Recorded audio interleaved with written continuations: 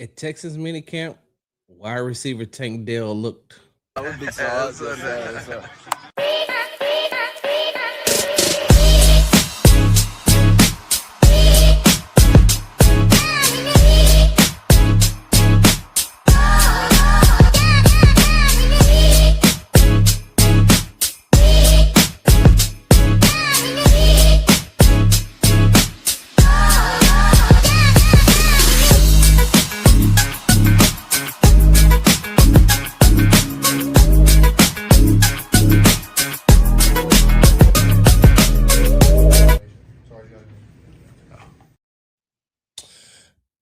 Hello, how y'all doing?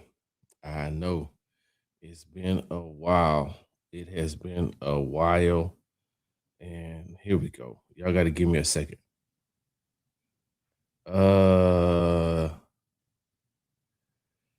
Texans wide receiver Tank Dell. See if I can get this thing going as well. Let me see. Okay, there we go. Welcome to TikTok Live. What's going on, y'all? I would, y'all know I normally start the show off with, hey, what's going on, y'all? Big Sarge here, but it is almost 10 o'clock. My wife is in the bed pretty soon. I'm going to be going to bed. It's been a very long day, but you tune in to the Texas Tailgate Talk with Big Sarge. I'm your host, Big Sarge. Make sure you follow me on the app formerly known as Twitter. At Big Sarge Sports the Z at the end. Follow me on the Tick and the Talk at Big Sarge Media. Make sure you are subscribed to the Texas Tailgate Talk Show on YouTube. Follow me on IG at Big Sarge Sports with the Z at the end. Because we do everything for the gram. All right. I know it's been a minute, but it has been a very long 2 days. Sunday, what's the day? Tuesday. Monday night, I was on the B Block podcast with Brandon K. Scott from Sports Radio 610. He has his own podcast called the B Block Podcast. It was an amazing time. I got a chance to spend like 2 hours with B Scott just talking Texans football, getting ready for mandatory minicamp. And on Tuesday, today, I was at minicamp, and then after I left minicamp, I was co-hosting a show over at ESPN Radio 97.5 with DJ Bieneme, who covers who is the Texans beat writer for ESPN. We sat in for Jeremy Branham and Joe George from 3 to 6. We'll be back on from 3 to 6 on Wednesday. So if you have an opportunity to listen, please go and listen to the Jeremy and Joe show on ESPN Radio on Wednesday. DJ and I will be back for another day, filling in for those guys from 3 to 6. So the Houston Texans started mandatory minicamp on Tuesday. Monday they had media day, but then Tuesday they started mandatory minicamp. Wednesday they have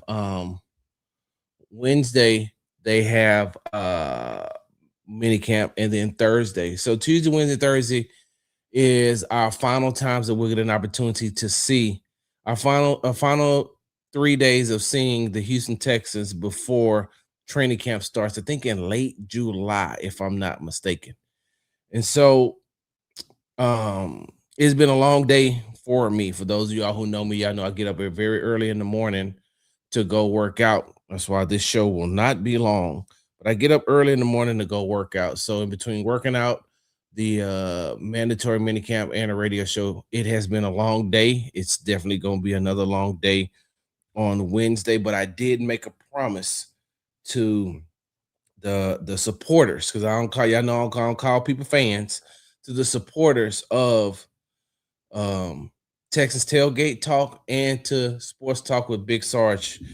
I made you a promise earlier. I said that there was only one media member who got an opportunity to witness um, Texans running back Tank Dell, running back Texans wide receiver. There's only one media member that got an opportunity to actually see Tank Dell on the field on Tuesday during team drills 3, team drills 4, because at the beginning, him and Nico Collins weren't even on the field, and then they emerged out of the bubble because a lot of the players who are, just rehabbing and getting themselves together, they stay inside of the bubble and then they'll come out. Like, Nico came out, Tank Dale came out, Jake Hansen, who was dealing with some stuff, he came out, some other players came out. And so during Team Drills 3, I tweeted this out that Nico Collins and Tank Dell have emerged from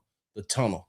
And at that time, the Texans offense, I'm sorry, the team drills is 11 on 11. So, you got the starters going against the starters, then second team against second team, and then they'll start to mix and match, whatever the case may be. Well, they were on the far end of the field when they first when they first came out. They were on the far end of the field, and then I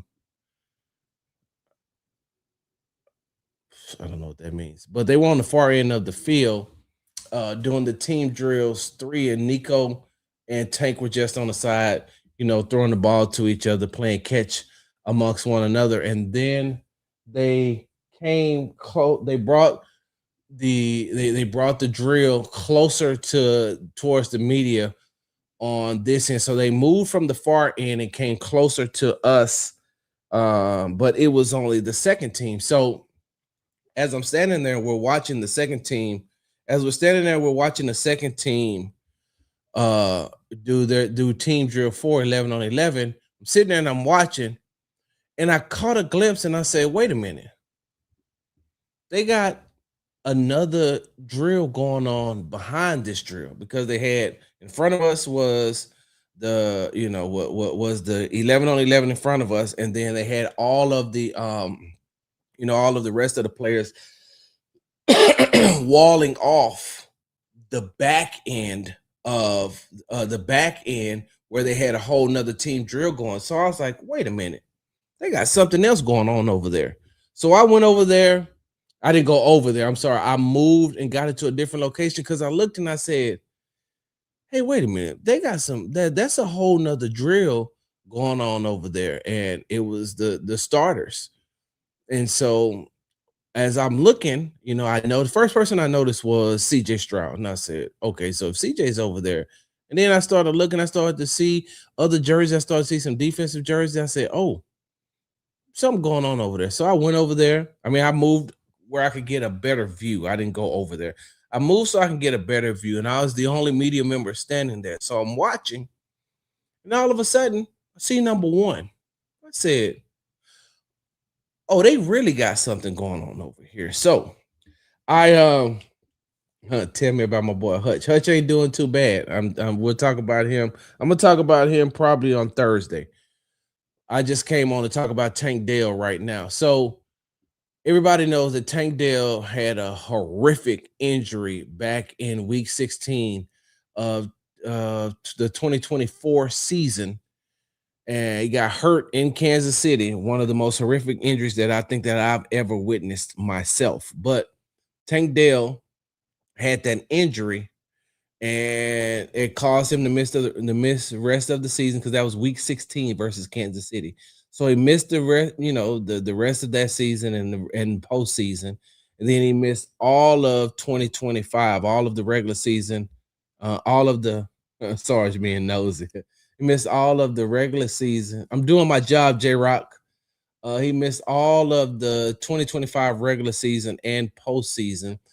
And so it's been 18 months since Tank Dell suffered that injury in Kansas City. And so a lot of the concerns has been, what does Tank look like? We got a glimpse of it last week as he, slightly participated in the drills, as we were getting ready to go, get ourselves prepared for the press conferences. And then, of course, the Texans put it out and they showed him, just doing a little thing. What? I'm not taking nobody over me. LeBron James feelings clear on NBA GOAT debut versus Michael Jordan. Okay. Got it. So with um on today, I'm watching, and I'm gonna be honest with you. I'm gonna be honest with you. I know that it's we're not gonna really know what Tank Dell is going to be or how he's going to be. We really don't know what he's going to be until we get an opportunity to see him in training camp when he actually goes through everything. But I'm gonna say this: watching him go through those drills today, watching him come out, coming off the line, coming out of the breaks, um, you know, just doing regular football activities. He didn't look bad. He didn't look bad. Now, I'm not here to say that Tank Dell has fully recovered because I am not a medical doctor. I can't diagnose Tank. I can't evaluate Tank. I can only go by what I see. So as I'm watching him, I'm saying to myself, okay, it wasn't the speed burst that we're used to seeing with Tank Dell, before the injury, but he doesn't look like he's significantly limping. He doesn't look like he is, you know, months and months behind. What I watched and what I witnessed on Tuesday was okay.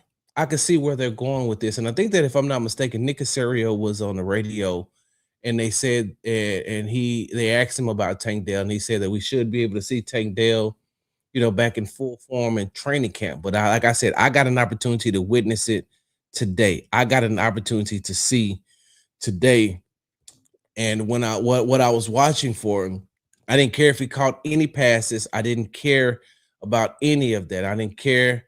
Only thing I cared about was what does he look like coming off the line and running routes, because that's going to be the most important thing, because he's not going to be able to shake those cobwebs out. Hey, what's up, Tay? He's not going to be able to shake those cobwebs out until he gets hit.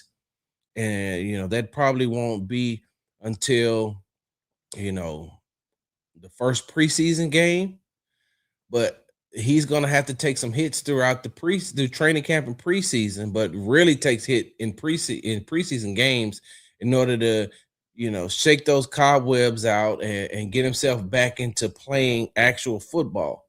So the only thing that I was watching, I was looking for today. What's up, Big DQ? The only thing that I was looking for today was to see how is he coming off the line and how he's getting in and out of breaks. And he did not look bad. He did not look bad at all, especially for someone who suffered such a horrific injury as he did. And so I didn't come on here. I didn't come on this show to say, "Man, Tank is back." I ain't come on here to do all that. I'm not finna sit here and lie to y'all. Y'all know I ain't finna BS you. What I say is what I say. I stand 10 toes down on what I say, and I'm definitely not gonna BS none of y'all. If Tank didn't look good, I'd have came on and say, "Hey, man, today, as I got a chance to watch, Tank didn't look good," because I always told you all my job is to be the eyes and the ears of my job is to be the eyes and the ears of for the people who can't be out there. So I'm gonna come back and I'm gonna report. That's my job. So I ain't gonna even lie. Tank didn't look Tank. If I have to put a percentage on it, no, I don't even want to do that. Because if something happens, then y'all gonna be like, "Well, Sarge, you had said that Tank was blah blah blah." No, I'm just gonna tell you. I ain't gonna even put no percentage on it. I'm just gonna tell you what I seen, and what I seen from Tank Dell, I liked a lot. I liked him coming off the line. And it's gonna take some time, and I'm still, I know that it's still gonna, take some getting used to him, because football is a violent sport. One of my really good friends who is a former NFL player will say all the time, he's like, it's literally like running into a brick wall at full speed on every play. So football is a violent sport. Tank is going to have to take some contact. He's going to have to get hit after not after 18 months. Listen, he hasn't played football and he hasn't played or had contact in 18 months. And we're just in June right now. July 19, 20. He may not take, it'll be almost nearly 2 years before Tank has had full contact. And I guess we're gonna get an opportunity to see. Look at the big picture. He's in the building and he can run. That's right, J Rock. Um, so yeah, like I said, and I didn't, like I said, I'm normally I'd be in the bed by now. I'd be in the bed by now, but I knew that even after the long day, I had told you all that I was gonna come on here because nobody else, like you're not gonna get this report from anyone else because there's no one else that witnessed it, observed it, except myself. So I was like, well, I would do you all a disservice if I didn't tell you all about one of the, because on the B Block podcast with Brandon K. Scott, one of the things he asked was, "What am I going to look for as far as minicamp is concerned?" Because we already know people will talk about, "Oh, it's just t-shirts, it's just t-shirts and shorts. They're not in pads, they're not tackling."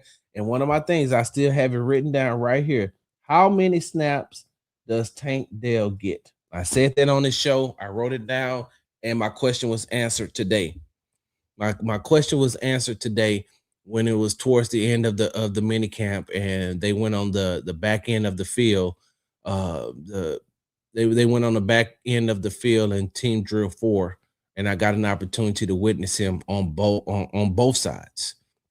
I watched him on both sides on, playing the outside receiver, and I'm pretty sure they're going to use him a lot on the inside. What's good, Marcus? I'm pretty sure they're going to use him on the inside, use him as far as the slot receiver is concerned. Okay, so I know I came on here just to talk about Tank. I said I wasn't gonna keep y'all long, but there's something that I do have to address, especially with OTAs and minicamp, and something that's gonna be brought up a lot in training camp.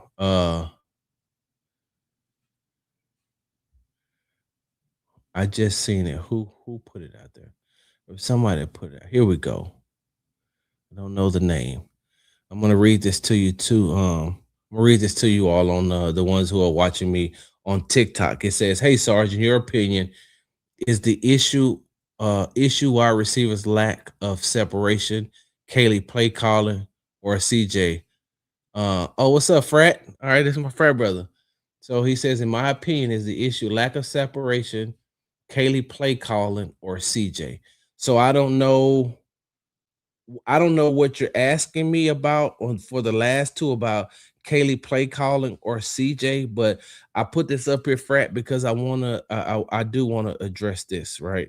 So there's a lot of people, there's a lot of people asking that question about the lack of separation, and there's some media members who have been reporting, that the Houston Texans wide receivers are having, lack of separation lack of separation issues in OTAs or in minicamp. Well, I'm going to start off by saying that first, there is no, Nico and Tank have not been practicing. Well, I'm not going to even just put Tank to the side.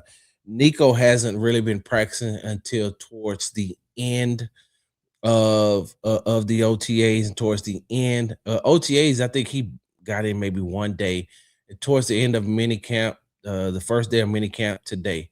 But I want to address this lack of separation, right? I want to address this lack of separation because I've seen this come up a lot. I've seen this come up a lot by some media members, and I've seen this come up as far as some Texans fans, some Texans content creators.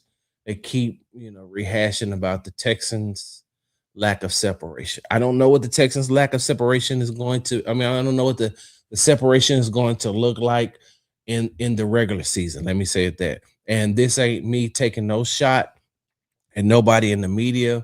One, I ain't on that type of time. I ain't on that type of energy. I don't have the energy as far as the mental bandwidth and physical, mental or physical bandwidth to attack anybody in the local media. Not right now, at least.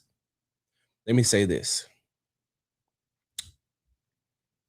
if you're going up against arguably one of the best, if arguably one of the best defensive backfields in the NFL, you're going up against a two-time first team all pro with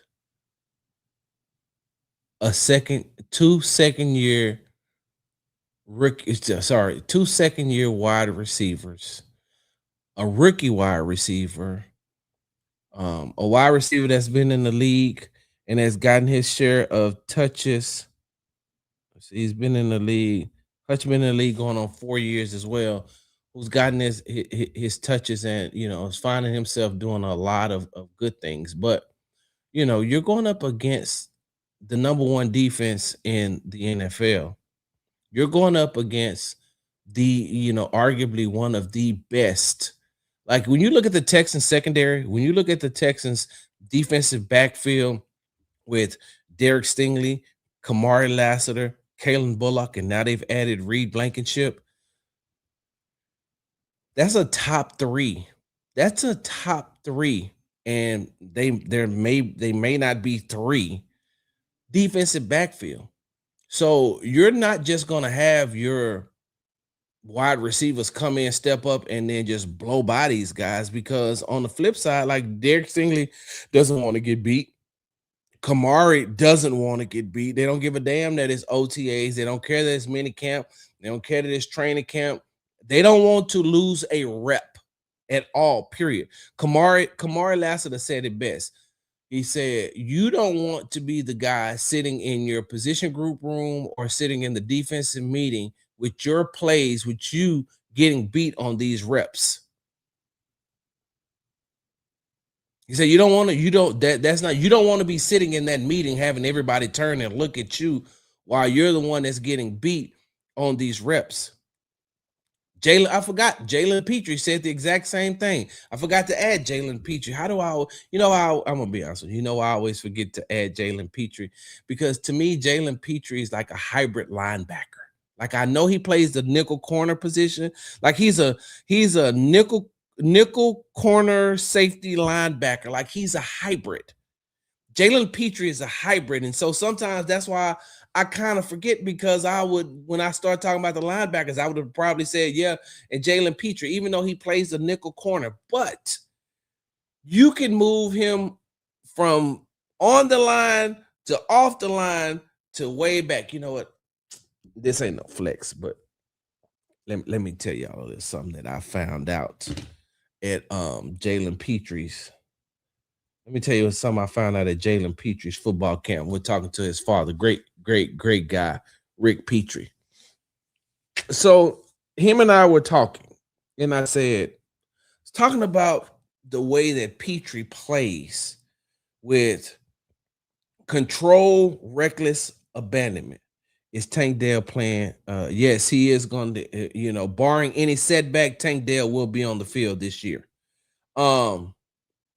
But I was talking to him. I was talking to Jalen Petrie's father, and I said, Jalen doesn't duck any smoke. He loves contact. He's always looking to hit, but he's also, he's also a good cover. He's also good in coverage. And because a lot of people forget, like Jalen Petrie was the Big 12 Defensive Player of the Year. Don't forget that. He was the Big 12 Player of the Year at Baylor. So, and this is when the Big 12 was the Big 12, not before Oklahoma and UT went to the SEC. So I asked him, I was like, so where did this come from? Like, where did this control, reckless abandonment in which he plays and this aggressive play style, where did that come from? And he said, Sarge, growing up, my boys played almost every position on the defensive side of the ball. And I said, what you mean? He said, my son started out because, Jalen has a brother. He says, Jalen started out playing on the defensive line at defensive end. And then he later on, he moved off of the defensive line and then he started playing linebacker. And then after he played linebacker, he went to play corner. And then after playing corner, he went to playing safety. He says, so when Jalen is on the field, when he takes a step back and he looks, he said, especially when he's playing safety and he's watching everything, not only does he know the responsibility of every player that's on the defensive side of the ball, not only does he know all their responsibilities, but he knows what they're supposed to be doing. He knows what a defensive end is supposed to do. He knows what the linebacker is supposed to do. He knows what the corners are supposed to do. And, of course, he knows his job. So playing from the safety, then they moved him down. And they say now him playing close to the line is not unfamiliar to him because he's played those positions. And so he knows, what Will is going to do, and being able to play off of Will, or being able to come up and help and run support, on that line, or be able to play closer to the line as far as run support from a linebacker position, or coming off the edge blitzing. So Jalen Petrie's knowledge of just playing defense in general is why he's so smart and why he plays with such control, reckless abandonment. I'm driving from Colorado to H-Town in November for the Coast game on Thursday night. And that's going to be a good one, too. That's going to be a good one because they play the Colts in week 5? Week 3. Week 3, right? Because ain't it it's Buffalo, Cincinnati. Those are the 2 home games. And then those are the 2 home games. Then they go on the road. Oh, no, you said November. Okay, my bad. I'm just thinking about the beginning of the season. This is Buffalo, Cincinnati. Both of those games are at home. Then they travel to Indianapolis to play. It's their first road game. And then they come back in week 4 to play the Dallas Cowboys. Yeah, I think that's what I just saw today. So as I digress, getting back to what we're talking about. Hey, look, hold on, because I don't want to leave out the leave out my TikTok family. They got some good questions going over here on TikTok too. It says, how good is the offensive line? Thanks for the question, Danny boy. I just said I was gonna come on here and talk about Tank. My bad. I'm gonna give y'all. I got a couple of more minutes. I give you what you want. The offensive line. So we haven't gotten a chance to see Braden Smith just yet because he is still, I guess, dealing with an injury. So we have Trent Brown was out there today. So when the starting offensive line was on Tuesday. Right tackle was Trent Brown. Right guard was Ed Ingram. Center was Jake Andrews. Left guard was Wyatt Teller. And left tackle was Ariante Ursary. Side note, I want you all to write this down and let's table this, but let's talk about this in 2 to 3 years. Ariante Ursary is going to be an all-pro left tackle. I said that. Ariante Ursary is going to be a pro. What I say, all pro. I don't think he's ready for all pro just yet, but he's going to definitely be a Pro Bowl left tackle. Going to be voted, not as an alternate. He's going to get voted as a starting left tackle in the next probably 2 or 3 years. That young man can play. The Texans got a really, really, really good player in Ariante Ursary, and he takes his job seriously. I was talking to Derek Stingley today before he did his press conference, and we were talking about him and Kamari and because Kamari has a softball game coming up, a charity softball game coming up. Derek won't be able to be a part of it because it's his birthday. And so I was telling him, yo, because what I found out was I didn't know that Kamari was as good of a baseball player as he was. And Derek was like, yeah, Kamari would say that because Kamari, you can't tell Kamari he ain't good. Kamari good in everything. Let him tell it. And I said, you know who has that same mindset? I said, Ariante. He said, of course. He said, Ariante got that same mindset that he can win in everything. You can't beat him in nothing. He can sing better than you. He can walk better than you. He can eat better than you. Everything he can do better than you. And that's that type of mindset, that mentality that you have to have, especially when you're going up against Will Anderson Jr. and Daniil Hunter every day, which is why I think that, that my opinion is he's going to do that. DJ said something today on the show where it's like Will has the trajectory to be, you know, better than JJ Watt. And I just started laughing because there was somebody else who said that his rookie year, during his rookie year, not even the end of his rookie year when he was voted defensive rookie player of the year. Somebody said that. I ain't gonna say no name, Sarge, but I ain't say no names. Sarge. Yeah, so somebody had said about Will Anderson Jr. I told y'all about Will Anderson Jr. I know he was a third overall pick, but I did say he listen, and I know that the defensive player of the year awards are going to stand out. I don't think that because JJ got what, four? JJ won four defensive player of the year awards. So I know that those are going to stick out. But man, when you watch Will, oh my God, Will is a what did Kobe Bryant say? How can you be the um how can you be a different beast but be the same animal? That's Will. Will should get that three. Thank you. I appreciate that. He should get that. Sarge, how is CJ looking in camp? Appreciate you too. Um, he just looking like he's in camp. That's all. CJ looks like he's in way better shape than I've ever seen him in. But I can't really give you an evaluation on how he's looking until they get into training camp because even today, and I'm pretty sure there's some people I haven't seen anybody else's content because I've been busy today, but I'm pretty sure they're gonna tell you that CJ, oh man, CJ didn't look good in training camp today. Well, that's because CJ was working on something. You can tell, I've been around this game long enough to know that I see when they're working on something because keep doing the exact same thing over and over, trying to perfect this throw with different wide receivers. And so that was good. Oh, speaking of wide receivers, Jalen Noel. Yeah. 2023. Jalen Noel. We're gonna talk about that. Like like I said, I ain't gonna over inundate you all. I'm just glad to, be back to be able to tell you this stuff. Tank definitely gonna come back and player of the year. I don't know about player of the year, but I will say that he is like what people don't realize about Tank, and this started at home. Tank is tough. Tank is tough. And he is also competitive.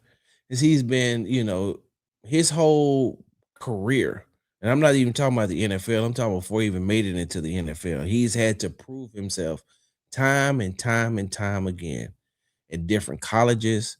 As far as the first two colleges that he went to, and then he got to U of H and he had to prove at U of H that he was who he was. And you all can go back and look at the numbers, and you can look at Tank's career at the University of Houston. And he's just one of those ones, man.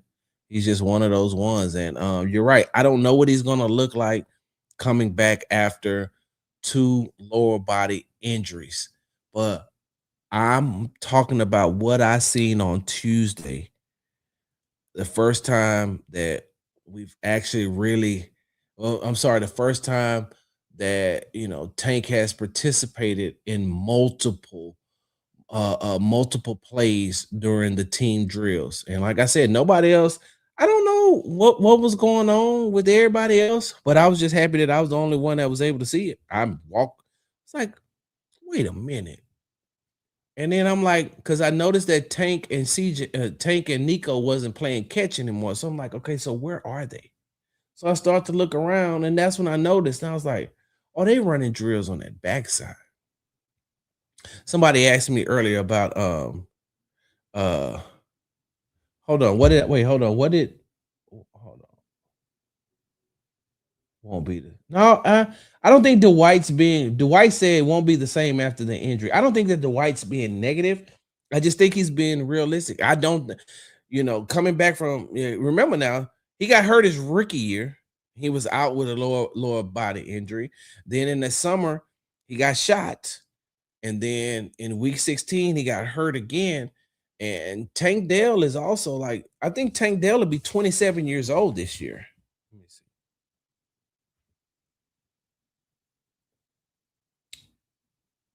Yeah, Tank Dell is 26.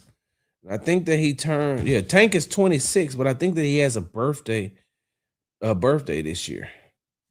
And so, in football years, he still should have, some left in his body. But when you get up there in age and having played so much football, I'm rooting for him.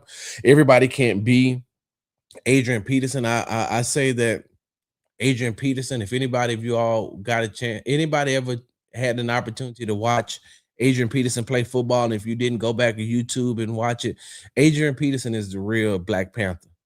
He from Wakanda. He has vibranium. Because I ain't never seen nobody bounce back from injury like Adrian Peterson. He was like, "Oh well, Adrian Peterson has been ruled out 4 to 6 week with a severely sprained ankle. He'll be out 4 to 6 weeks, and then in 2 weeks you'll be like, Adrian Peterson is starting for the Minnesota Vikings today. What? Wait, hold on. You said 4 to 6 weeks? Yeah, and he could have played in week one, but we want to make sure." Just to take some precaution. What do you mean? You said that this man has a severely sprained ankle. Adrian Peterson Adrian Peterson is he's the original Black Panther. He from Wakanda because ain't nobody got no bounce back from injury like he does. So AP had that scene in him. But yeah, so mandatory minicamp will resume on Wednesday. I'm gonna try to come back here and speak with you all, talk with you all, let you all know what I seen. It's going to probably be a lot of you all are probably going to be watching the game four of the I say W, the game four of the NBA Finals, and so I'll try to get a show in as early as I can. But we also, like I said, DJ Bename and I will be back on ESPN 97.5 Houston radio from 3 to 6. So, if you're not in your car, if you can't listen to it in your car, just go to the ESPN 97.5 app and pull it up and you can listen to us. We had some great conversations today. One of the biggest back and forths that we had was about CJ and his contract. DJ didn't say that CJ didn't deserve the contract. He just didn't like the parameters in which I was using to say that CJ deserves every penny that David Mulugeta negotiates for him because there hasn't the Houston Texans haven't had an offensive identity in the 3 years that he's been here.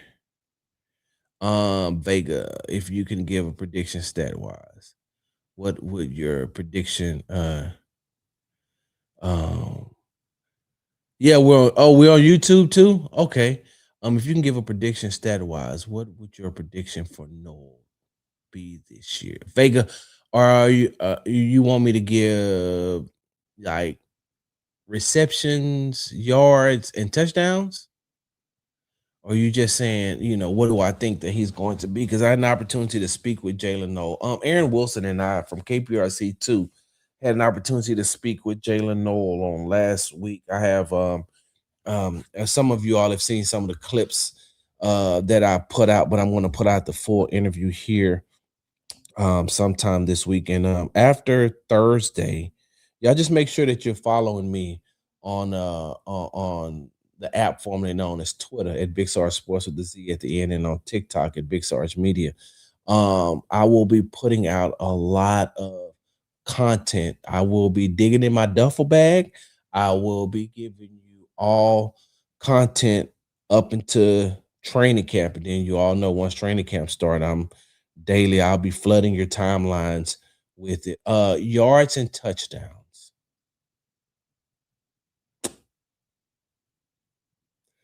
I can see Jalen Noel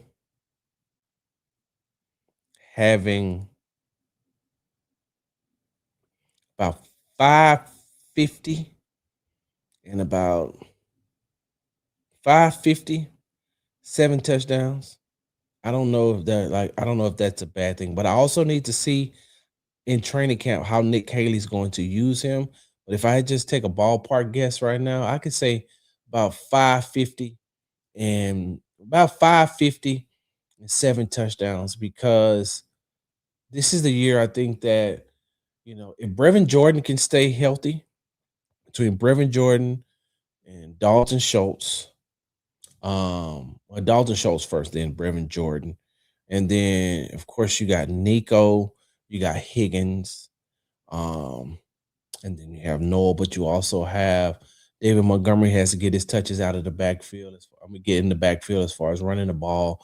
And Woody's going to get a lot of catches out of the backfield. So I feel like I feel like this is what CJ had going into 2024.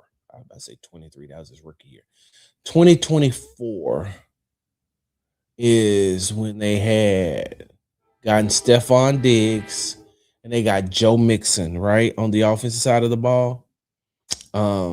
Nick Caley needs to call a somewhat good offense for us to be successful. Yes, I believe that too. I believe that no, Mixon. I don't think Mixon won't be back. Not for the Texans, but when you look at they've got CJ some protection up front, some consistent protection. Yes, that is a train, but they got him some consistent 700 yards, 9 touchdowns, 45 receptions. I mean, I can see that. I don't know, 700 yards.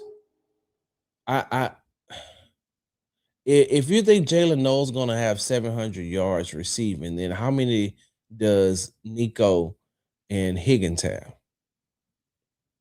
I don't know. I mean, that's one. I guess that's one thing that I'm gonna have to talk to DJ about, because I think that like 700 yards for a slot, that's a lot, right?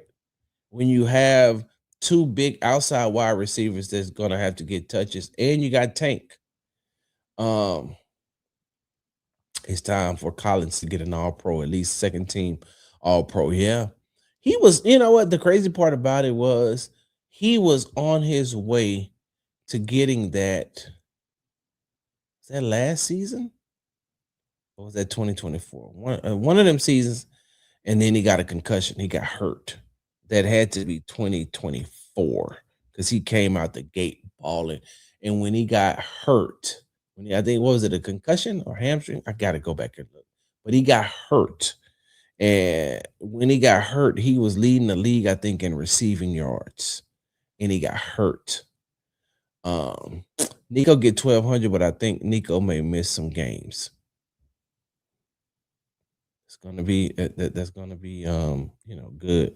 Now I'm going 450 to 550 yards for Noel, but it all depends on how Kaylee uses him in this offense. That's what I was thinking too, and I think that 550 is really good. Because I said, you gotta if you think that he's gonna get 700 yards, then Nico. How many do you think Nico's going to get? How many do you think Higgins is going to get? How many do you think Tank is going to get? And you got to feed Dalton Schultz too. Like, this is a good problem I feel like he's going to have. This is a good problem that Nick Caley's going to have if he does it the right way. My only concern is, and I said this last night on the B Block podcast with B Scott. My only concern is, are you going conservative or are you opening up the playbook? Because I believe at this point, year two with CJ Stroud, open up the playbook, open it up, open that joker wide up, wide. Every time you come in, CJ should have every game. CJ should have a plethora of plays. That I'm telling you, that playbook needs to be wide open, not just hey, we're going to use this part right here, and this is what we're going to stick to. No, hey, look, CJ, here's the plan. Don't forget, we got these other plays over here too. You need to use these other these other plays ain't even breaking case of emergency. These other plays is just where they are. Hey, look, we ain't had no room to put them over here, so they're right here. That's how I look at it. That's how I look at it. Open that playbook up. I want to see so many different types of you know, I want to see, of course you're going to see your basic packages on the offensive side, but the one thing that the Texans did not do last season was it wasn't a lot of exotic plays. It wasn't a lot of, you know, I don't want to say trick plays, but it wasn't a lot of plays that kept the defense off balance. And at one point they got, hey, sit these players in the flats, we'll be good. If they beat us over the top, then okay, if we'll adjust. But hey, we're gonna play. They want to run the ball and they want to throw quickly into these flats. I want to see, I want to see plays where you break the huddle and Nico's in the backfield with David Montgomery. And then you motion him out to the slot, not even to the outside. Put Nico in the slot and let him go and do, because he's very good on end breakers. Let him go and destroy all of that middle part. Let him come out and destroy all of that middle part. Have Tank on the outside. Of course, have Higgins on one side, but have Tank on one side. He'll go go four wides, bring Nico out of the backfield, make the defense adjust. Now you can use Tank to do whatever you're gonna do with him, or use Higgins to do, and then let Noel and Collins disrupt all of that inside and do those type of things. I bring a line uh Higgins behind Schultz. Put him like right there. Man. Bring him out, put him right behind him. Hike the ball and then make the defense adjust. That's what I want to see. I need to write that down. We didn't win an hour. I told my wife I was gonna be 15 minutes. Nearly an hour. I told my wife it was gonna be 15 minutes. What I want to see this year from the Texans offense is making the defense adjust to them instead of them adjusting to the defense. I want them to be so aggressive that every time they break the huddle, the defense is like, all right, what are they doing? What okay, so wait, hold on. What is that? Like, hold on. I ain't never seen that before. Hey, what is that? Hey, they didn't. Hey, oh wait, whoa. We didn't see this on film. Hey, what are they doing? And then once they get used to, so cool. I know what they're doing now. Well, what the hell are they doing now? Like that's the type of offense that I think. That's the type of offense that I think that the Houston Texans should have in 2026. Make the defense adjust to you constantly. Show them one package, then come out, show them another package, then show them coming another package, and then when they get used to that package, bring back that other package that you had, and you can add some more different variations to it. Just be more aggressive. Use your scheme to be more aggressive. I like Montgomery, but he ain't that good to take away touches from Woody.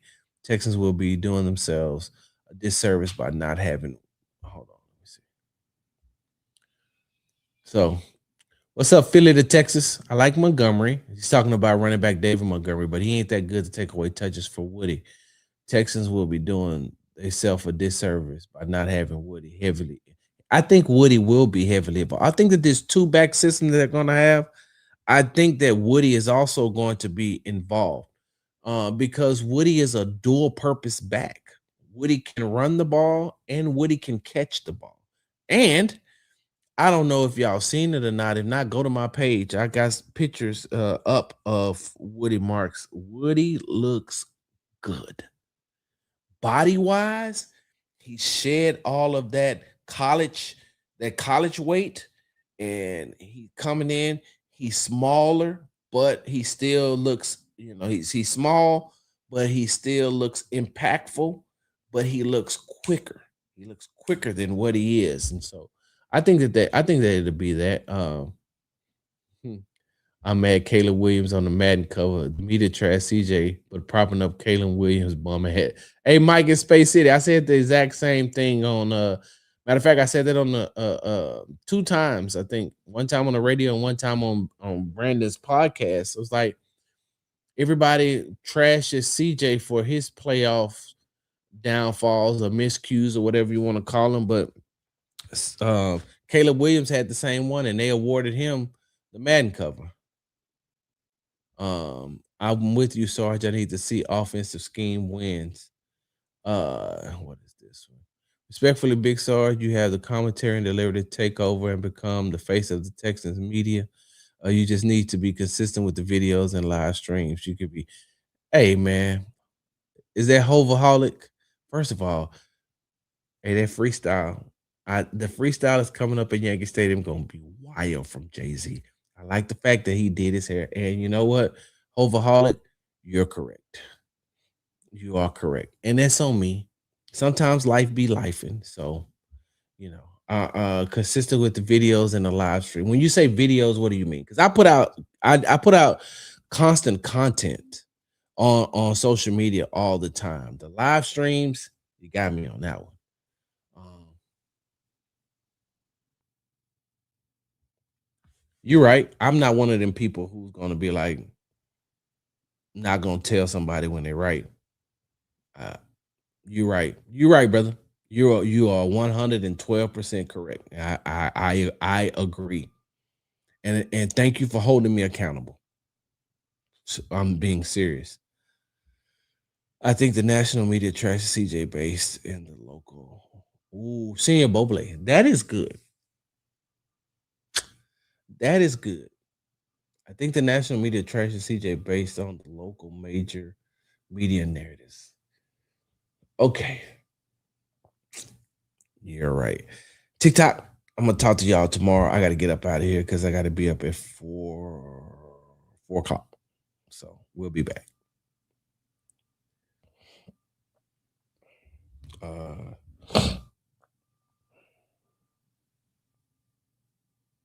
hmm, okay.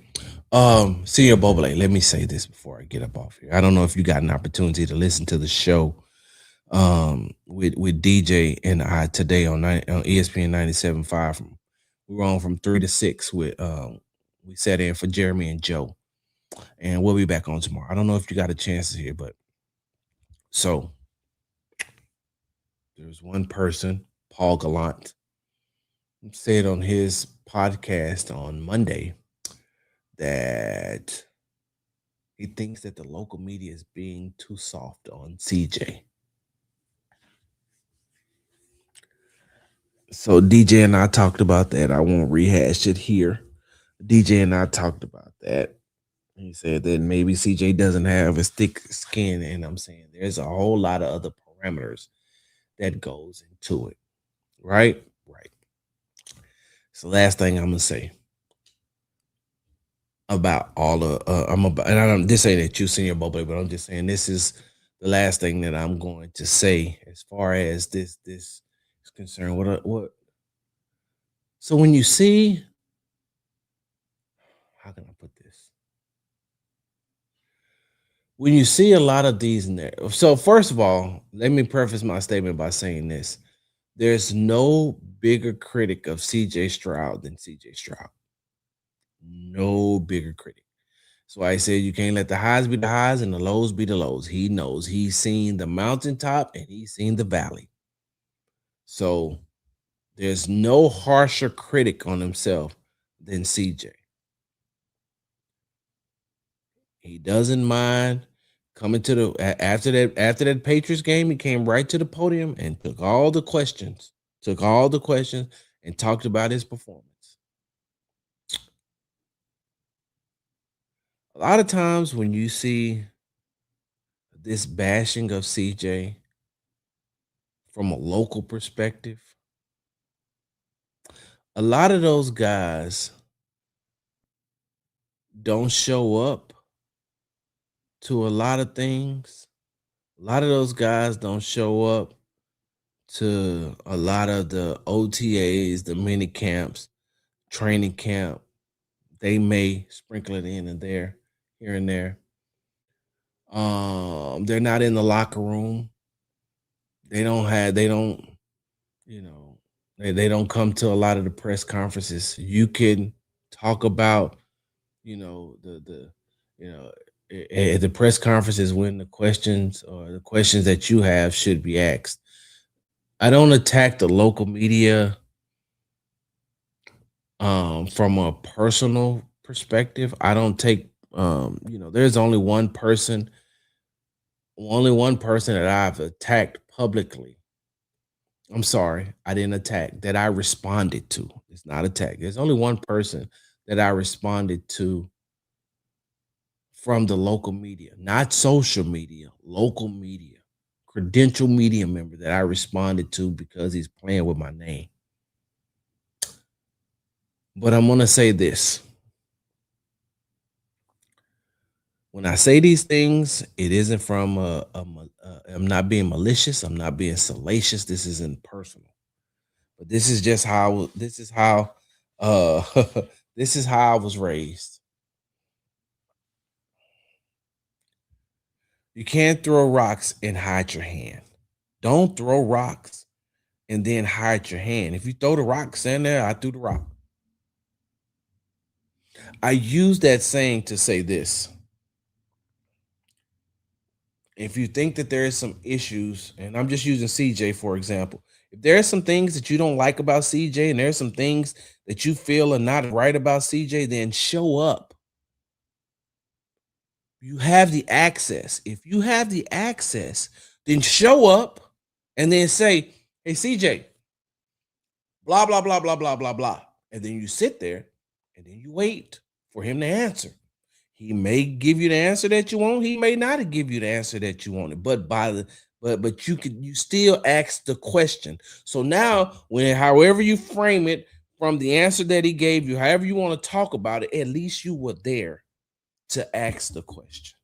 And you're not depending on what someone else asked in a press conference or what someone else is seeing and tweeting, because if two people are watching one person, they get two different perspectives. Then if you're not there, then which perspective are you going to take? You're going to take the perspective of the person that you like the most. That's one. But the person that you like may be wrong, and the person that you dislike may be right, or it could be vice versa. I'm strictly talking about those people who have the access, who can come and find out what they want instead of pushing narratives. So when the national people see the local people bashing, they get a sense of, well, these guys must be boots on ground, when it ain't a lot of people that are boots on ground.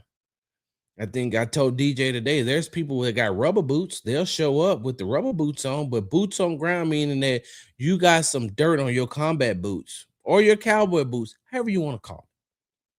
But your boots on ground have been solidified and has touched that dirt on a consistent basis, not just once or just twice. And so when you have some of these local guys who may have a big following on social media or have a big platform to say the things that they want to say, I always look at it and say, well, how would you know? Because you're not there. I know you could be there, but if you're not, then what are you doing? Now you're basing you're basing your views and spewing a narrative based off what you've seen on Twitter or something you've seen on Instagram or something you've seen on TikTok or something that somebody posted. You're basing this narrative that you're spewing off of somebody else's work, and then you spew it. And if the national guy has respect for you and he follows you, then when you say it, then the national guy is going to repeat it because he thinks that you're credible in what you're saying. But if you ain't out there to see, how the hell are you spewing it? And Senior Boble, I know that was a long way around. I know that I gave you a long-winded answer, but that's just how I feel, man. And that's the thing that's gotten there's a lot of people in this local media market who are pissed off at me for saying that. I had to block a person that I thought was a really good friend because what I just said about you're steady coming online trashing these players. This was the Rockets. You're steady coming online trashing the Rockets, talking down on the Rockets players and talking about what's going on in the locker room when I haven't seen you at not a thing. And you have the access to be able to come. Well, I gotta work. You ain't gotta work all the time. They have shoot arounds on the weekends too. And if you're not there, then what information are you using to trash them? What information are you using? How can you say you know exactly what's going on in the locker room? Well, I got people that I talk to, so you're using secondhand. When the people that follow your platform and listen to you are thinking that you're creditable because they believe that you not only have inside information but your boots on ground. So then I get a lot of the pushback because they say, well, Sarge, you think that you're all this, that, and the other because you're there. And yeah, I do. You know why? Because if I come on here and I say, hey man, CJ, look, I'm gonna give you a prime example. What year was the Hall of Fame game? What year was the Hall of Fame game? The year that 2020 2024 is when Andre Johnson went into the Hall of Fame. If I'm not mistaken, 2024, right? That's the year that the Texans played the Bears. Yes, that's the year, right? The Texans played the Bears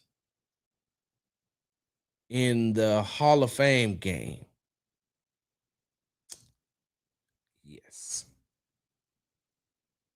So, if you remember, the Texans played the Hall of Fame game in Ohio. And instead of coming back home to practice because they had a game on that Friday against a preseason game that Friday against the Steelers, they decided to stay.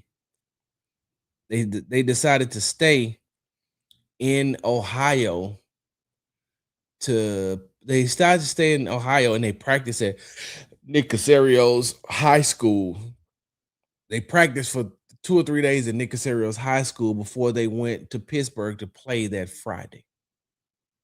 If you go back and you look at some of the tweets that I put out or some of the things that I said, even some of the interviews that I put out, you'll see me saying, hey, this offense is getting their ass kicked.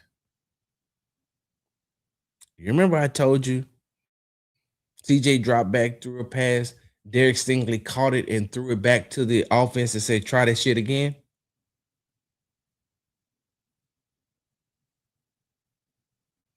Remember I told you that the offense looked good in spurts, but for the most part, that defense was kicking their butts. And I've been telling you that through training camp.